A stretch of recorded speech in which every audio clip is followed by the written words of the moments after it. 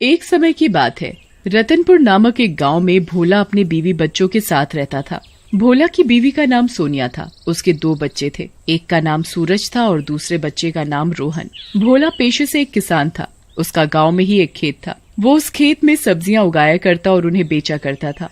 एक बार की बात है, भोला अपनी बीवी से बात करते हुए, अरे सोनिया, मैं बहुत परेशान हूँ। क्या हुआ जी? अभी तक तो आप बिल्कुल ठीक थे, आपको एकदम से क्या हो गया? खेत में नई सब्जियां उगाने का समय आ गया है, परंतु हमारे पास इतने पैसे नहीं हैं कि हम शहर से सब्जियों के बीज ले आएं। और इस बार तो हमें खाद भी अच्छी क्वालिटी की चाहिए होगी। हर बार हमारी फसल खराब हो जाती है, बहुत नुकसान होता है। जी आप ठीक कह रहे हो, हमें जल्दी से जल्दी कुछ इंतजाम करना होगा। पर करेंगे भी तो करेंगे क्या? क्यों ना तुम गांव के सुनार से कुछ पैसे उधार ले लो। खेत में हम अच्छी सब्जियां उगाएंगे और धीरे धीरे सुनार के पैसे लौटा देंगे। तुम ठीक कह रही हो सोनिया। इसके अलावा इस समय हमारे पास कोई इलाज भी नहीं है। अगले दिन भोला सुनार के पास जाता है। अरे भोला, तुम आज यहाँ कैसे? बताओ, तुम्हें क्या चाहिए? भोला के चेहरे पर परेशानी और मायूसी थी। अरे लाला जी, मैं क्या बताऊं, मुझे बस आपकी थोड़ी मदद चाहिए थी। बोलो भोला, क्या हुआ? जी, वो मुझे कुछ पैसे उधार पर चाहिए थे। आप मेरी मदद कर देंगे तो मेरी परेशानी हल हो जाएगी। मैं तुम्हें पैसे तो दे दूंगा, मुझे उसमें कोई दिक्कत परेशानी नहीं है, पर तुम्हें पैसे के बदले इधर कुछ रखवाना पड़ेगा। ऐसा तो मेरे पास कुछ भी नहीं है। मेरे पास तो बस मेरे खेत के ही कागजात हैं। मैं आपको वो ही दे सकता हूँ। ठीक है, तुम कल वही ले आना, मैं उससे तुम्हें तुम्हारे पैसे दे दूंगा। भोला अगले दिन सुनार के पास अपने खेत के कागजात लेकर जाता है और सुनार उसे उसके मनचाहे पैसे दे देता है। तुम ये पैसे ले तो रहे हो, पर तुम्हें इन पैसों का हर महीने ब्याज भी देना पड़ेगा, 5,000 रुपया महीना। ठीक है लाला, मैं आपको हर महीने ब्याज देने आऊंगा और कोशिश करूंगा कि जल्दी से जल्दी आपके पैसे लौटा दूं। भोला सेठ से पैसे लेकर अपने घर की तरफ रवाना हो जाता है। घर जाकर भोला अपनी बीवी सोनिया से बात करते हुए, सोनिया, चलो हम बाजार चलें और अपने खेत में फसल उगाने के लिए सामान लेकर आएं। सोनिया भी भोला के साथ तैयार होकर बाजार जाने के लिए चल देती है। कुछ ही देर बाद भोला और सोनिया बाजार से अपने खेत में सब्जियां उगाने के लिए बीज और खाद और सारा सामान ले आते हैं। सोनिया, चलो खेत में काम पर लग जाते हैं। इस बार तो हमें डबल मेहनत करनी होगी। हमें इस बार ब्याज भी देना है और अपने खेत के कागजात भी सुनार से वापस लाने हैं। जी आप बिल्कुल ठीक कह रहे हो, चलो हम जल्दी से अपना काम शुरू करते हैं। सोनिया और भोला बिना आराम के अपने खेत में काम करना शुरू कर देते हैं। सोनिया और भोला मेहनत तो कर रहे थे, परंतु उन्हें क्या पता था इस बार मौसम उनका साथ नहीं देगा। एक तरफ भोला और सोनिया लाला से पैसे लेकर अपने खेत में फसल लगा रहे थे।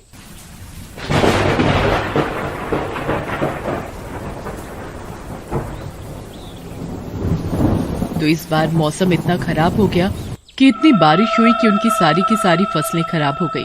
भोला अपने खेत की खराब फसलें देखकर बहुत परेशान हो गया।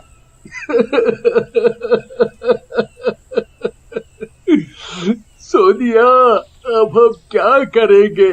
हमारी सारी की सारी फसल खराब हो गई है। हमें लाला को ब्याज भी देना होगा, वो बिना ब्याज के कहाँ मानेगा। भोला भी बेचारा परेशान हो जाता है और वो लाला के पास जाता है और अपना ब्याज माफ करने को बोलता है। तुम कैसी बात कर रहे हो भोला? ये सुनार की दुकान तो मैंने बस ऐसे ही खोली हुई है। मेरा असली धंधा तो ब्याज से ही आता है। मैं तुम्हारा ब्याज माफ नहीं कर सकता। ब्याज तो तुम्हें किसी भी कीमत पर देना ही पड़ेगा। भोला ये सुनकर बहुत मायूस हो जाता है। देखते ही देखते भोला का ब्याज इतना बढ़ जाता है कि लाला के पैसे नहीं दे पाता और लाला उसका खेत हड़प लेता है। सोनिया, अब तो हमारे पास कुछ नहीं बचा। हम क्या ही काम धंधा करेंगे। तुम सही कह रहे हो, अब हमारे पास एक ही रास्ता है, हमें शहर जाकर कोई काम ढूंढना पड़ेगा। भोला और सोनिया अपने परिवार के साथ शहर की तरफ रवाना हो जाते हैं। शहर जाकर भोला को रिक्शे का काम मिल जाता है। भोला अब रिक्शे वाला बन जाता है। भोला बेचारा दिन रात बारिश में रिक्शा धोता और कुछ पैसे कमाता। एक दिन भोला के बेटे की तबीयत खराब हो जाती है। बेचारे गरीब भोला के पास तो उतने पैसे भी नहीं थे कि वो उसका इलाज करवा सके। जी, हमारे मुन्ने की तबीयत बहुत खराब है, बताओ हम क्या करें। घर में तो थोड़े बहुत भी पैसे नहीं है कि हम उसका इलाज करवा सके। मायूस भोला आखिरकार इस बात का जवाब भी देता तो क्या ही देता। तुम चिंता मत करो सोनिया, आज मैं ज्यादा मेहनत करूंगा और शाम तक ज्यादा पैसे लेकर आऊंगा ताकि हम अपने मुन्ने का जल्द से जल्द इलाज करवा सकें। भोला बिना कुछ खाए पिए मायूस होकर अपना रिक्शा लेकर निकल पड़ता है। तभी वो एक सज्जन आदमी जल्दी में होता है। अरे भैया, मुझे मार्केट तक जाना है, कितने पैसे लोगे? भैया बस 10 रुपया। ठीक है। आदमी फटाफट से भोला के रिक्शे में बैठ जाता है। आदमी भोला को पैसे पकड़ाता है और चला जाता है। उस सज्जन के जाने के बाद भोला देखता है कि वो आदमी अपना एक बैग तो रिक्शे में ही भूल गया है। ओफो, ये भाई साहब तो अपना बैग रिक्शे में ही भूल गए हैं, अब मैं इन्हें कैसे ढूंढूंगा? भोला बेचारा अपनी ईमानदारी का पक्का था, वो उधर ही खड़ा रहता है। ये भैया आएंगे जरूर, ये जल्दी में थे इसीलिए इनका बैग छूट गया है, मुझे पूरी उम्मीद है भैया आएंगे। एक तरफ बेचारे भोला ने अपनी बीवी से वादा किया था कि वो आज ज्यादा पैसे कमा कर लाएगा, और दूसरी तरफ बेचारा भोला उस आदमी का बैग लौटाने के चक्कर में फंस जाता है और वो वहीं खड़ा रहता है। देखते ही देखते शाम हो जाती है।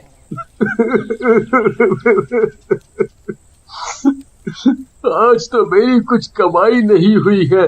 मैं सोनिया को वादा करके आया था कि आज मैं ज्यादा पैसे कमा कर लाऊंगा, पर आज तो बस 10 रुपया ही कमा पाया हूँ सारे दिन के। मैं कैसे इस 10 रुपए में अपने मुन्ने का इलाज करवा पाऊंगा? कैसे इलाज करवा पाऊंगा अपने मुन्ने का? भोला बहुत रोता है। तभी वो आदमी भोला को ढूंढता हुआ उसी जगह आ पहुंचता है। वो भोला को देखकर बहुत खुश हो जाता है, परंतु भोला रो रहा होता है। अरे वाह भैया, तुम मुझे यहाँ मिल गए। मैं अपना बैग रिक्शे में भूल गया था। हाँ भैया, आप अपना बैग भूल गए थे। मैं सुबह से आपके ही चक्कर में यहाँ खड़ा हूँ ताकि मैं आपको आपका बैग लौटा सकूं। वो आदमी भोला की ईमानदारी देखकर भौचक्का हो जाता है। मैं हैरान हूँ कि आज भी इस समय में इतने ईमानदार लोग हैं।